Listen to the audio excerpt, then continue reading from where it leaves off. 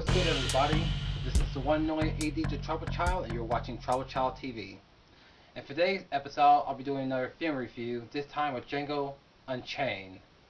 It is the latest film from Quentin Tarantino, and it's an epic western starring Jamie Foxx, Kerry Washington, Christoph Waltz, Leonardo DiCaprio, and Samuel L. Jackson. And it was released last Christmas as named one of the most controversial films to be released at the end of 2012, and I'll tell you why a little later on the video. But despite this criticism, it was a commercial success. It already won 2 Golden Globes and is nominated for 5 Academy Awards, including Best Picture. And according to BoxOfficeMojo.com, the film earned $342 million, which makes it Quentin Tarantino's highest grossing film to date. Now before I get started, bear in mind that this is a non-spoiler review, so don't expect me to give too much away for those who haven't seen it. Now taking place in 1858, this movie tells the story of Django, played by Jamie Foxx, was a slave who was sold away from his wife Broomhilda, who was played by Kerry Washington. And that was until Dr. King Schultz, a former dentist and bounty hunter, played by Christoph Waltz, buys his freedom and trades him to be the bounty hunter. And they go around the United States. But little did Django realize Dr. Schultz's intention was to help Django reunite with his wife, who was under the hands of a cutting yet sadomasochist of a plantation owner, Calvin Candy, played by Leonardo DiCaprio. Now, long before Django Unchained was released, the movie caught my interest, despite being quote-unquote labeled as a live-action version of the Story of Catcher Freeman episode from the Boondocks. And they were right. And believe it or not, it worked. It was good. But when I first watched this movie, it was very shocking. I mean, it's not just a western. It's also pretty much a revenge story.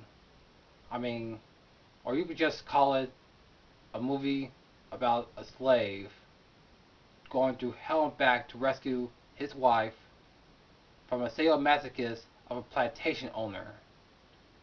I mean, the movie was violent. No, scratch that. Ultra violent.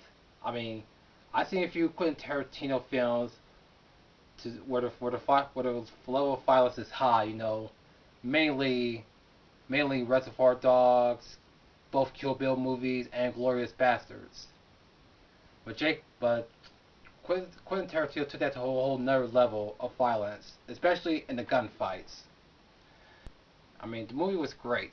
I personally liked the story, and however, for first watching it, it was shocking. I mean, this movie was about a slave living every black slave's revenge fantasy.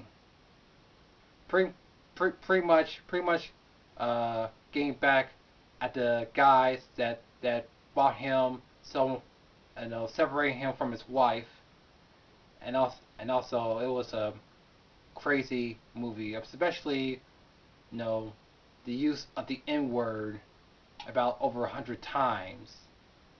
And being directed by Quentin Tarantino is no surprise, because like most of the Tarantino movies I've seen, there are a lot of people that use the N-word, both N with the A and the other N with the ER. And that's one of the main criticisms that the Django Unchained received were the mass numbers of N-words said in this film. But to me, it's no surprise, being that it's Quentin Tarantino. I mean, a lot of characters in Tarantino movies use the N-words before, in Quentin Tarantino's past movies, I should say. Reservoir Dogs, Death Proof, Jackie Brown. I mean, it's really no surprise, and I can see why people, why certain people like Spike Lee and a few critics slammed the movie for not only just the use of the N-word, but also the how slaves were depicted throughout the film. Like, let's face it, we should every black man, woman, and child should be reminded of the struggles of us black men, whether if it's history or fiction. And trust me, I mean, of course, being this is a stylized western, it's not historically accurate. And believe me, how our ancestors were treated were 100 times worse than what we see, not just in movies, but also in books, stories, movies, all that stuff. But all that aside, Django Unchained is a shocking yet amazingly epic movie, and I highly recommend it to everybody. However, if if you're easily offended from the ultra-violence, images of slavery, and the use of the N-word, be warned, this movie is not for you. Let me tell you that right now. So I suggest do a little research before watching the movie. And that's pretty much it for this episode of TRIBALCHILD TV. Make sure you tune in next Saturday for another episode. This time, I will talk about Sony's big review regarding the future of PlayStation. So as always, thanks for watching. Be sure you subscribe if you want to see more. So as always, I'm the only AD the TRIBALCHILD. Keep it locked.